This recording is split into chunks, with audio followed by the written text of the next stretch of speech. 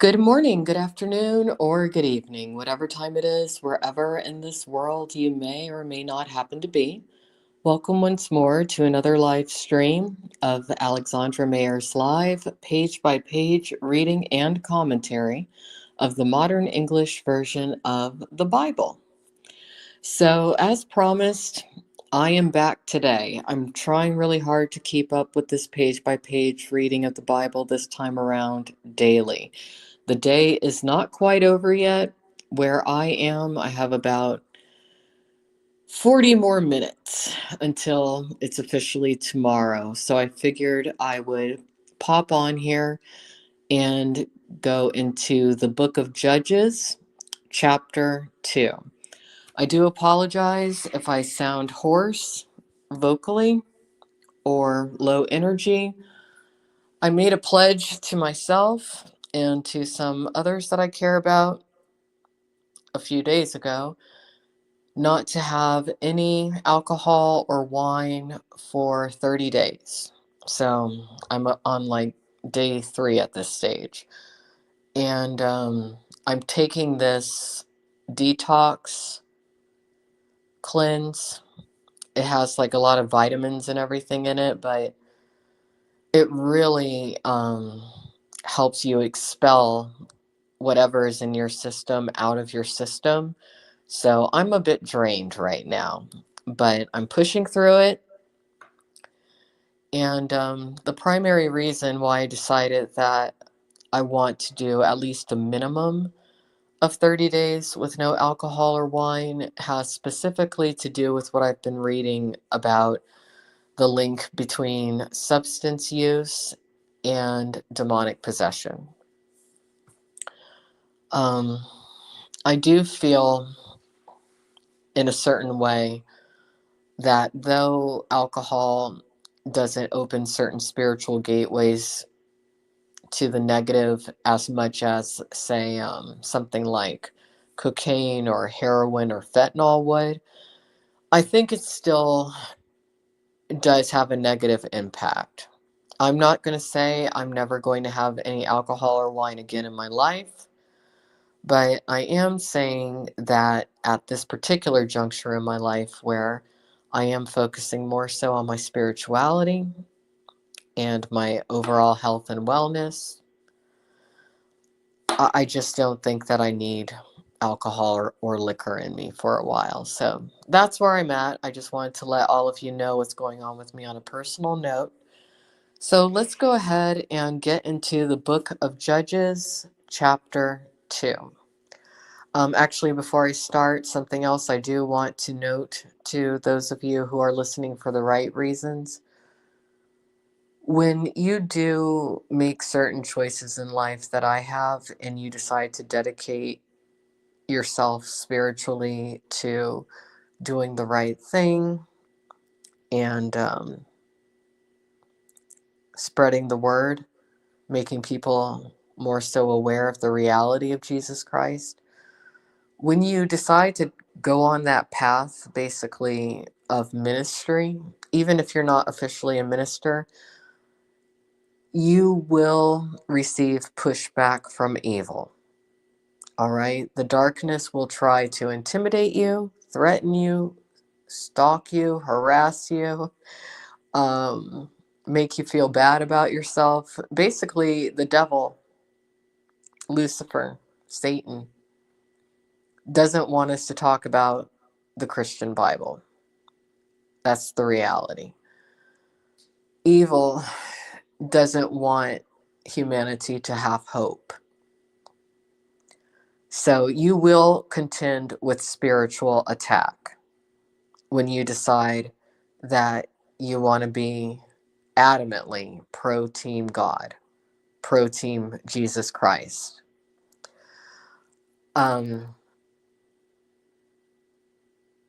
Don't worry about it when it happens, because when you do choose the path of God and Jesus Christ, the angels protect you. God protects you because you're doing what God really wants you to do. But you will deal with extreme pushback. So I just wanted to warn some of you out there And I wanted to alert some of you out there, just don't be surprised. Don't be surprised. Before I do start the book of Judges, chapter 2, I noticed that there's someone in the chat who's from the communities I cover. I don't like overlap in here when it comes to certain things, especially naming people who I know are without a doubt not of goodness. So feel free to listen, but don't comment things that are not appropriate. Maybe create a different alt that doesn't have to do with your political affiliations or controversial things, because, this is my spirituality. Just like I would respect yours, respect mine. It's not hard to do. It's called common decency. So here we go. The angel of the Lord at Bochum. The angel of the Lord went up from Gilgal to Bochum and said, I brought you up from Egypt and brought you into the land that I promised your fathers. I said, I will never break my covenant with you, but you must not make a pact with the inhabitants of this land, and you must tear down their altars. Yet you have not obeyed me. What is this you have done? So now I say, I will not drive them out before you. They will be thorns in your sides, and their gods will be a snare to you. So in other words, the angel's saying, why didn't you do as I asked you to do? When the angel of the Lord spoke these words to all the Israelites, the people raised their voices and wept aloud. They named that place in Bochum and sacrificed to the Lord there. Now, this particular passage of the Bible is actually very interesting to me, because at this particular phase, you have an actual divine being talking to humans. They're all witnessing this. This is amazing to me. This is why I wish I had a time machine and I could actually see what these people witnessed. I would like to see the angel. I would like to hear what it sounded like, all that stuff. Because I don't just believe it's real, I know it's real. But to me, what a privilege that would have been to be able to behold such an event. The death of Joshua. When Joshua dismissed the people, each Israelite went to his inheritance to possess the land. So the people served the Lord all the days of Joshua, and all the days of the elders who outlived Joshua, who had seen all the great works that the Lord had done for Israel. Joshua, the son of Nun, the servant of the Lord, died at the age of 110. They buried him in the territory of his inheritance in Timnath Heres, in the hill country of Ephraim, north of Mount Gaash. That entire generation passed away, and after them grew up a generation who did not know the Lord or the deeds he had done for Israel. Israel's unfaithfulness. The Israelites did evil in the sight of the Lord and served the Baals.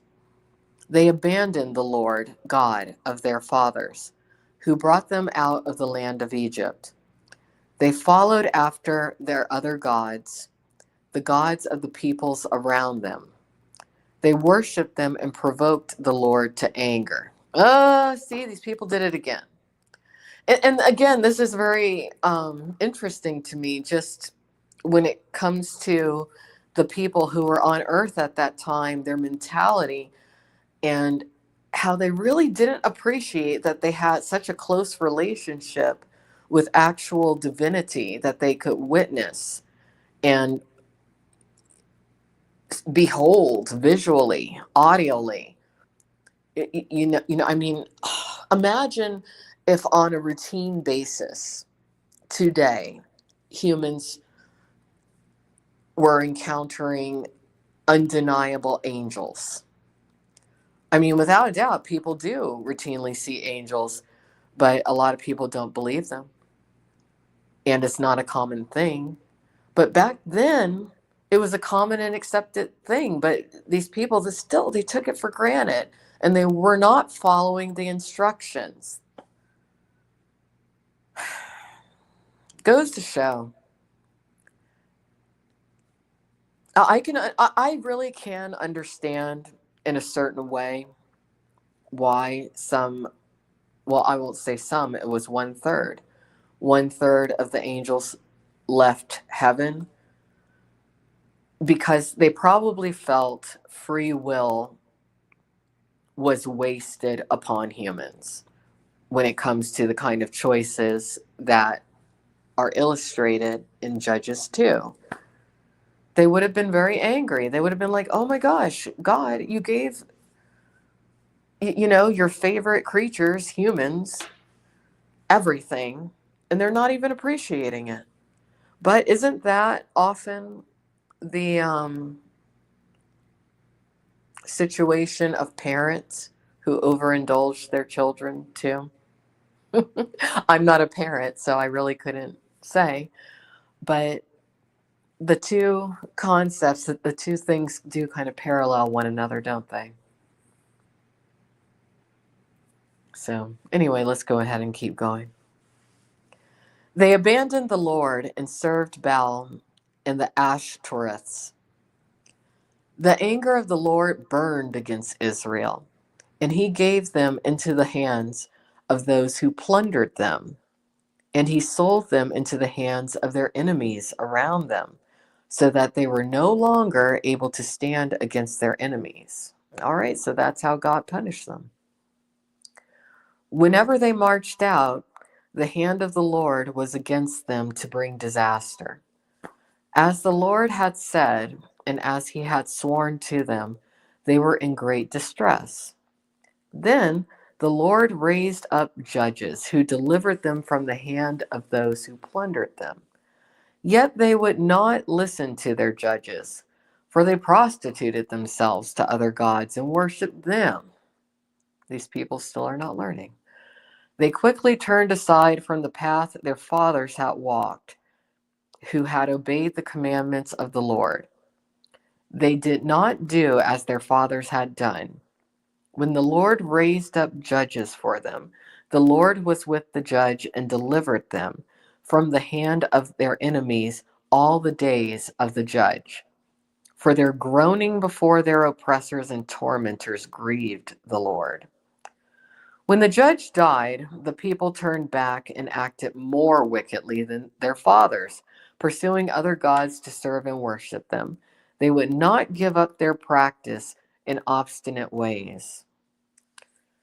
The anger of the Lord burned against Israel, and he said, because this nation has violated my covenant that I commanded their fathers and has not heeded my voice, I will no longer drive out from before them any of the nations that Joshua left when he died, so that through them I may test Israel and see whether or not they will keep the ways of the Lord to walk in them as their fathers did.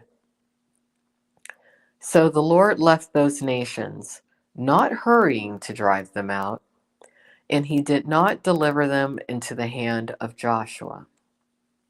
So that's the end of chapter 2 of the book of Judges. Tomorrow we'll go into chapter 3. It's getting a little exciting again, isn't it? It's getting a little exciting again. I like when the storytelling really starts to roll within some of these books of the Bible, And hey, how are you doing? Thanks for listening. I appreciate it. I'm not preaching, I'm just reading and doing a little bit of commentary. I have been feeling lately like I'm not only healing in a very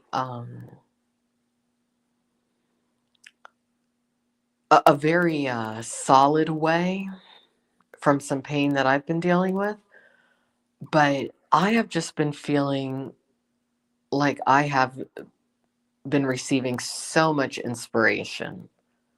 I mean, I have been lyric writing like crazy. I came up with some amazing lyrics today for a song that is going to be a sort of a battle anthem for someone who I don't anticipate ever meeting in person, but that I'm aware of and that I've decided I want to help out a little bit. But I kind of dreamed this song. I didn't know exactly what I wanted the melody to sound like or anything. I knew for the most part what the lyrics would be. But today, when I just, sat down and was like, all right, let me type this out, it just flowed. And I know that it didn't come from me. I think that the lyrics came from a divine source. Was it directly from God? I don't know. Was it from Jesus? I don't know. Was it an angel? I don't know. But I know that this was probably the fastest I've ever written a song. It just came out. And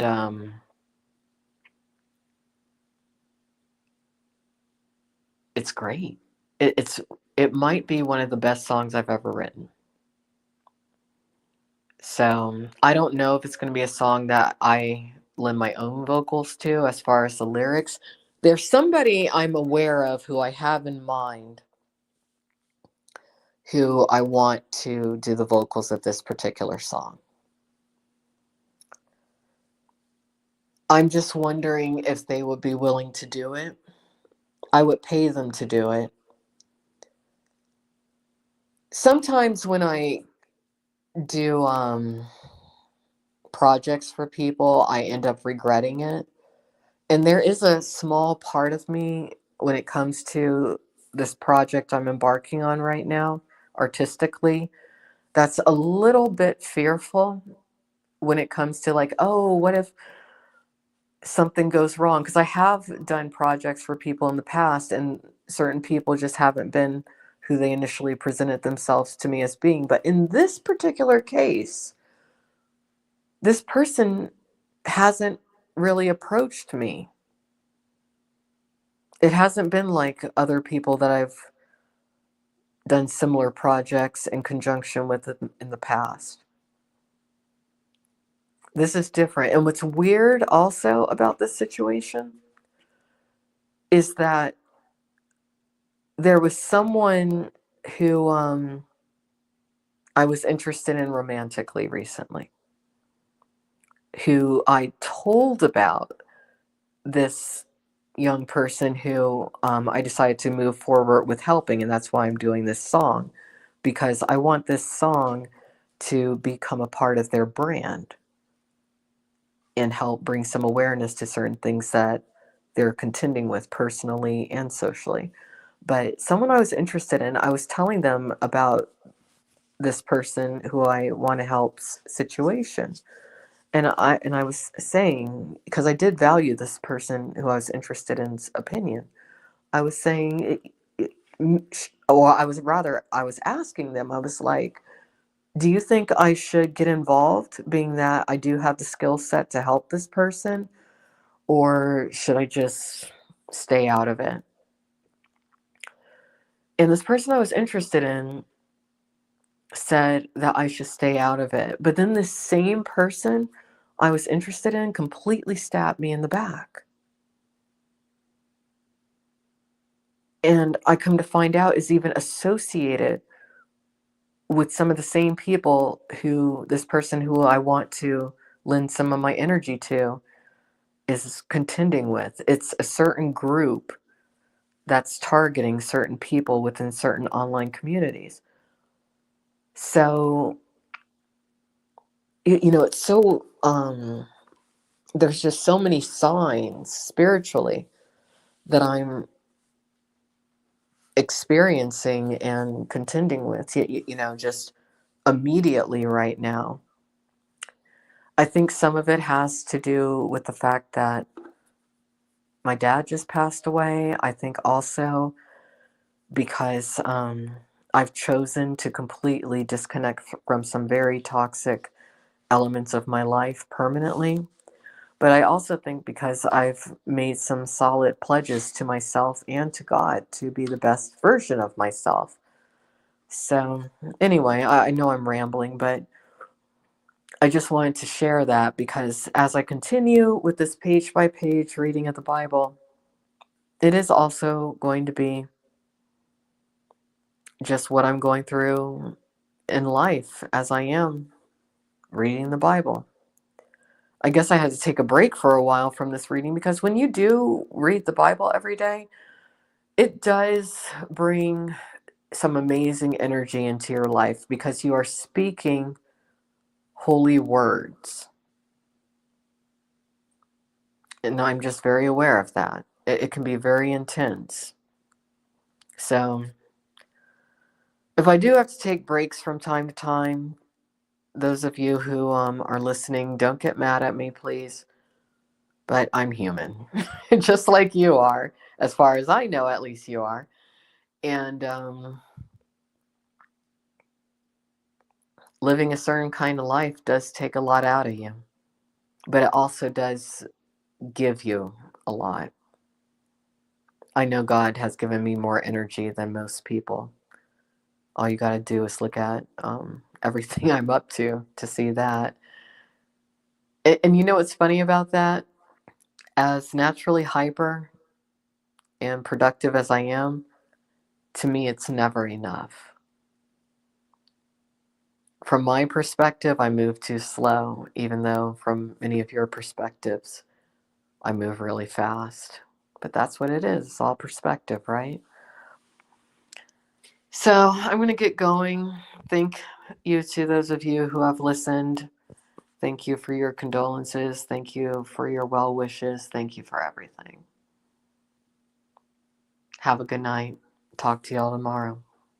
Bye bye.